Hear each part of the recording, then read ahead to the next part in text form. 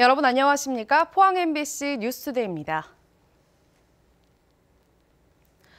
오늘 미세먼지 걱정 없는 맑은 하늘에 평년 수준의 기온 분포를 보이겠습니다. 다만 바람이 강하게 불겠는데요. 울릉도와 독도에는 강풍 예비특보가 발효됐고 동해 먼바다로는 풍랑 예비특보가 내려졌습니다. 안수진 기상캐스터입니다. 한 주의 시작을 알리는 오늘 대체로 맑은 하늘 보이겠고요. 미세먼지 농도 좋음에서 보통 수준으로 대기가 청정하겠습니다. 오늘 낮 기온은 평년 수준에 머물겠지만 칼바람의 체감 온도는 낮겠습니다. 울릉도와 독도로는 낮부터 구름만 많은 가운데 초속 10에서 14m의 매서운 바람이 예상되면서 강풍 예비특보가 발표됐습니다. 시설물 관리에 각별한 주의가 필요하겠습니다. 동해 먼바다로는 강한 바람의 물결이 높게 일 것으로 예상되면서 풍랑 예비특보가 발표됐습니다. 자세한 지역별 날씨 알아보겠습니다. 오늘 대체로 맑겠습니다. 낮 기온 울진과 영덕, 경주가 6도, 포항이 7도입니다. 울릉도와 독도는 구름 많겠습니다. 낮 기온 울릉도 4도, 독도 6도입니다. 동해상은 오전까지 한때 비나 눈이 내리겠고 동해 중부 먼바다로는 오후까지 곳곳에 눈이 오겠습니다. 바다의 물결 동해 전해상에서 최고 3.5m까지 일겠습니다. 당분간 기온은 평년 수준에 머물겠고요. 금요일에는 한 차례 비나 눈이 내리겠습니다. 날씨였습니다. 어제 포항 앞바다에서 규모 4.1의 지진이 발생했습니다. 현재까지 신고된 피해 접수는 없지만 1년 만에 규모 4 이상의 큰 지진이 일어나면서 포항과 대구, 부산, 울산 등 인근 시민들이 크게 놀랐습니다. 박상원 기자가 보도합니다. 어제 낮 12시 53분 경북 포항시 동북동쪽 50km 해역에서 규모 4.1의 지진이 났습니다. 방에 앉아서 테레비를 보는데 바닥이 좀 흔들리는 것 같아. 그래 거울을 쳐다보면 거울이 흔들흔들 하더라고. 그 정도로 그러다가 말돼. 지진이 발생하자 포항을 비롯한 경북 동해안 일대는 물론 울산과 대구, 부산에서도 진동에 놀란 주민들의 신고가 이어졌습니다.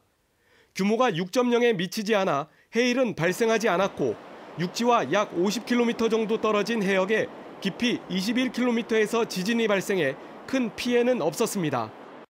상황 전파가 뜨는데요. 아직 저희들 크게 들어온 거는 없어요. 포스코 포항 제철소를 비롯해 경주 월성 원자력 발전소와 울진 한울 원자력 발전소도 지진에 영향 없이 정상 가동하고 있다고 밝혔습니다. 하지만 지난해 2월 11일 발생한 규모 4.6 지진 이후 1년 만에 규모 4.0 이상의 지진이 발생하면서 시민들은 크게 놀랐습니다. 1년 전에 큰 지진이 났는데 또 이런 문자를 받았을 때는 상당히 이 주민으로서 상당히 아주 불안한 감을 많이 느끼고 있습니다. 지진이 나가지고 불안해서 지금 밖에 나와가지고 있어요. 추워가지고 어디 갈 데도 없고 그래가지고 왔다 갔다 하고. 기상청은 지난 2017년에 발생한 포항 지진과는 관계가 없어 보인다며 추가 정밀 조사를 진행하고 있습니다. MBC 뉴스 박상환입니다.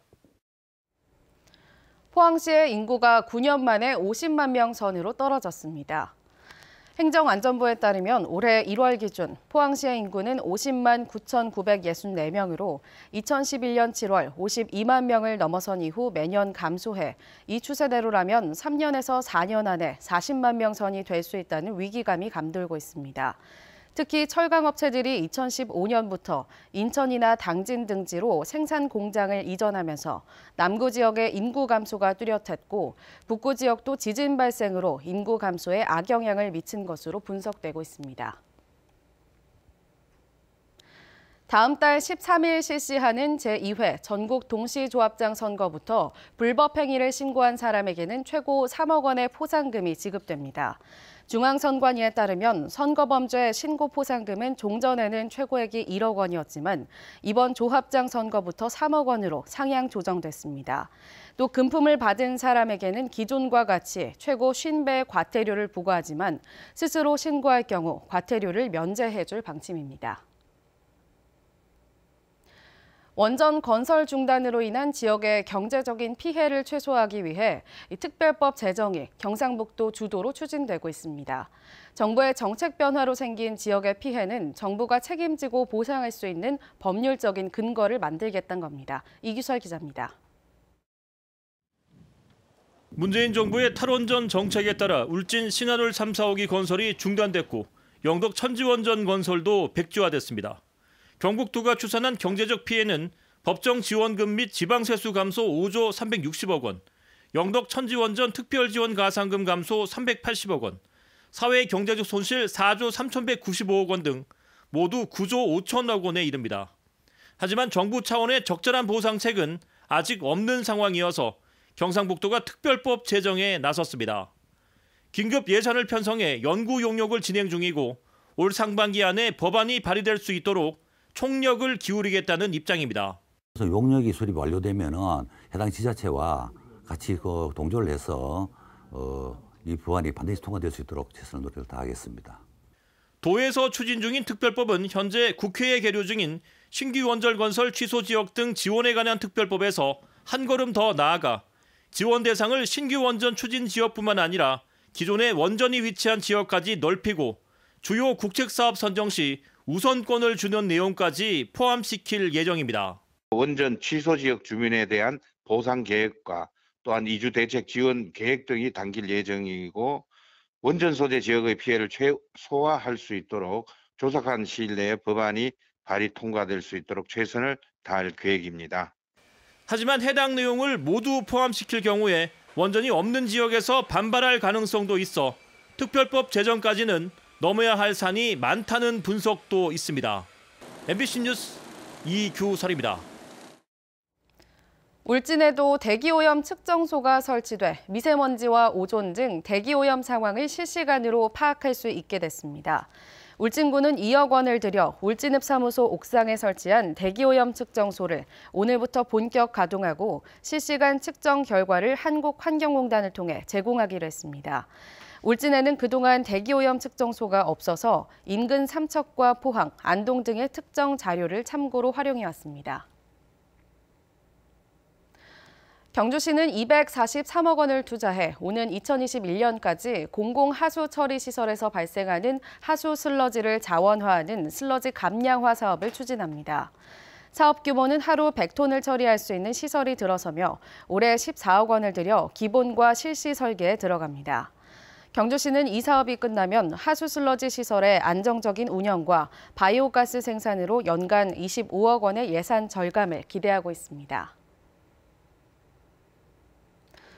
포스코에서 작업 도중 숨진 노동자가 산업재해 의혹이 있는데도 포스코 측이 심장마비로 규정했다는 소식 지난주 전해드렸는데요. 취재진이 숨진 직원의 작업복을 확인해봤더니 뒷부분이 찢어진 데다 윤활제까지 잔뜩 묻어 산재 정황이 짙었습니다. 또 사고 당시 포스코 측은 119에 늦게 신고한 것으로 드러났습니다. 장성훈 기자가 보도합니다. 포스코 부두 하역기에서 작업하다 숨진 56살 김모 씨가 사고 당시 입었던 작업복입니다. 바지 뒤편에 기계에 걸린 듯 찢어진 흔적이 있고 엉덩이 부분에는 하역기 롤러에 발라놓은 것으로 추정되는 윤활제가 잔뜩 묻어 있습니다. 상의에도 롤러와 로프 등에 감긴 것으로 보이는 자국이 찍혀 있습니다. 게다가 경찰에 초기 검안 당시 김 씨의 복부에선 멍자국이 확인된 걸로 알려졌습니다.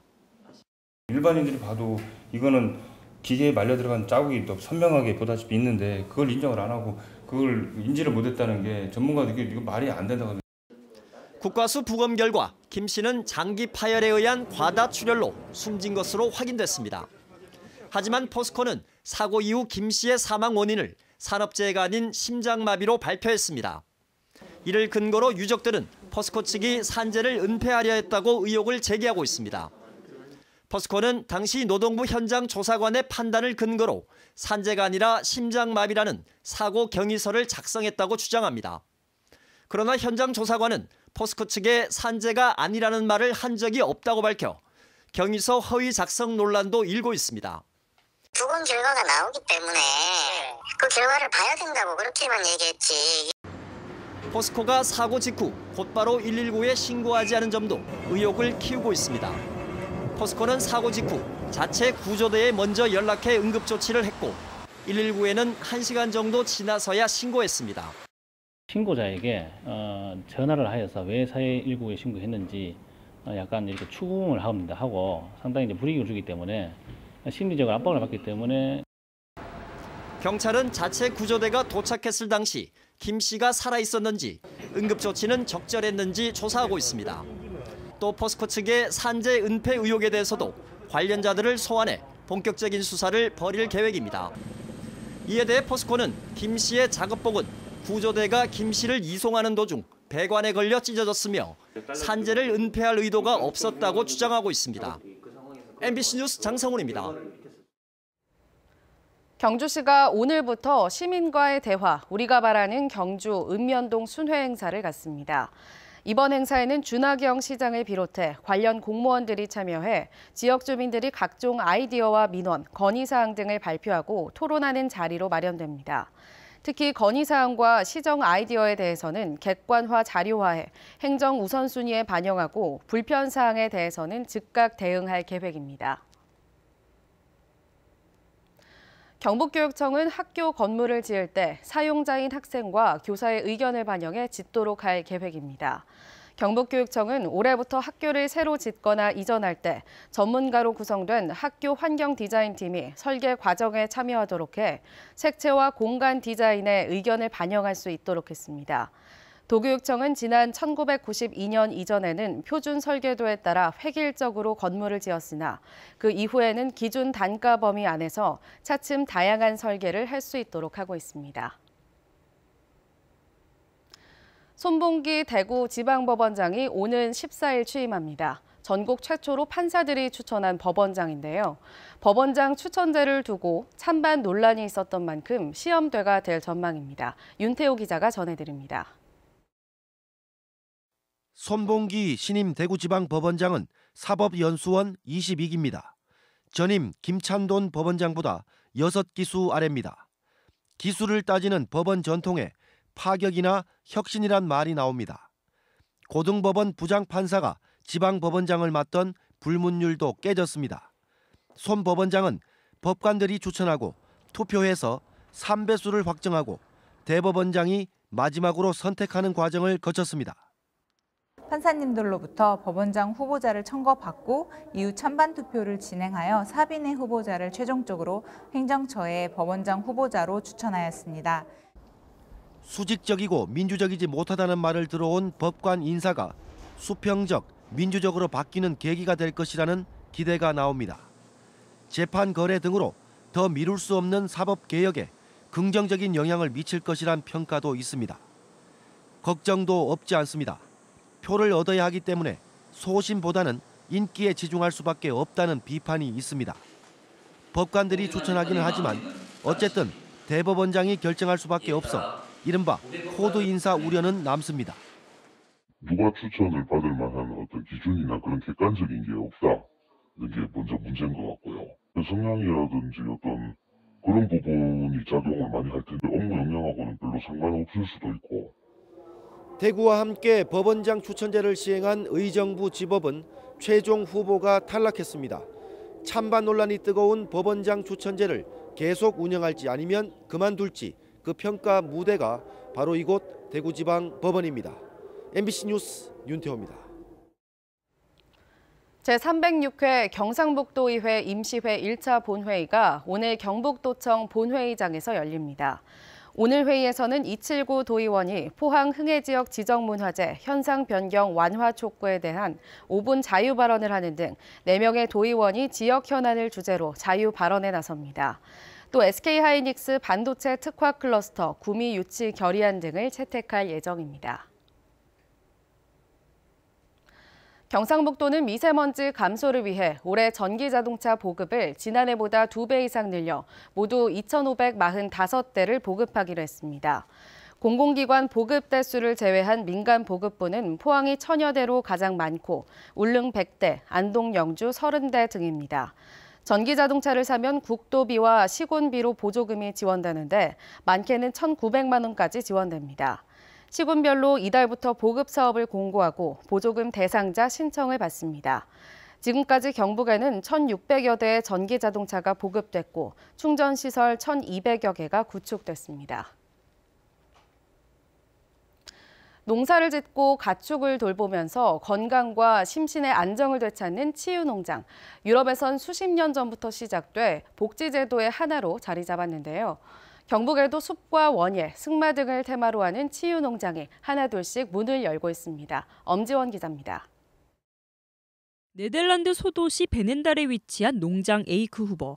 축사를 청소하고 말에게 먹이를 주는 등 여느 농장과 다름없어 보이지만 이곳은 신체와 정신질환자, 치매 노인들을 위한 케어팜, 치유농장입니다.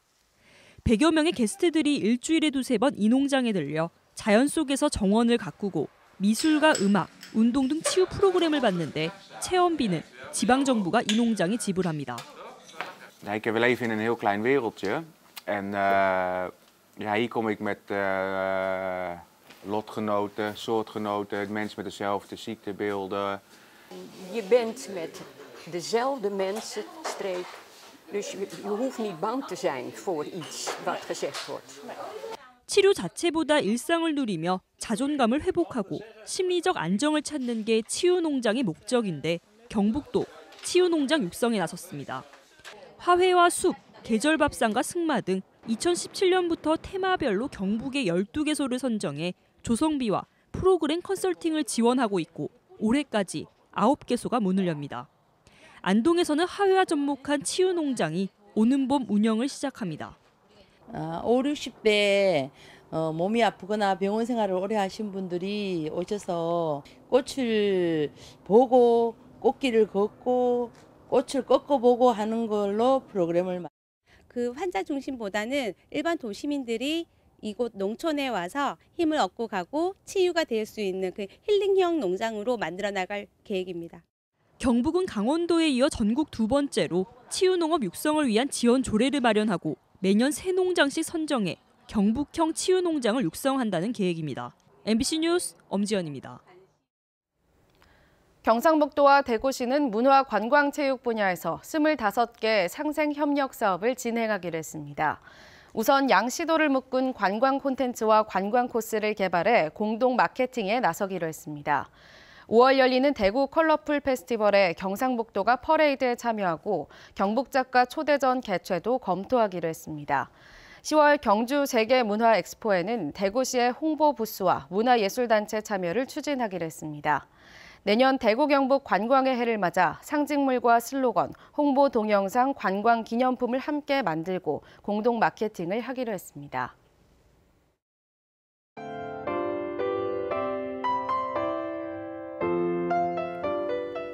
한 주의 시작을 알리는 오늘, 대체로 맑은 하늘 보이겠고요. 미세먼지 농도 좋음에서 보통 수준으로 대기가 청정하겠습니다. 오늘 낮 기온은 평년 수준에 머물겠지만 칼바람에 체감 온도는 낮겠습니다. 울릉도와 독도로는 낮부터 구름만 많은 가운데 초속 10에서 14m의 매서운 바람이 예상되면서 강풍 예비특보가 발표됐습니다. 시설물 관리에 각별한 주의가 필요하겠습니다. 동해 먼바다로는 강한 바람의 물결이 높게 일 것으로 예상되면서 풍랑 예비특보가 발표됐습니다. 자세한 지역별 날씨 알아보겠습니다. 오늘 대체로 맑겠습니다. 낮 기온 울진과 영덕, 경주가 6도, 포항이 7도입니다. 울릉도와 독도는 구름 많겠습니다. 낮 기온 울릉도 4도, 독도 6도입니다. 동해상은 오전까지 한때 비나 눈이 내리겠고 동해 중부 먼바다로는 오후까지 곳곳에 눈이 오겠습니다. 바다의 물결 동해 전해상에서 최고 3.5m까지 일겠습니다. 당분간 기온은 평년 수준에 머물겠고요. 금요일에는 한 차례 비나 눈이 내리겠습니다. 날씨였습니다. 이상으로 포항 MBC 뉴스투데이를 마칩니다. 여러분 고맙습니다.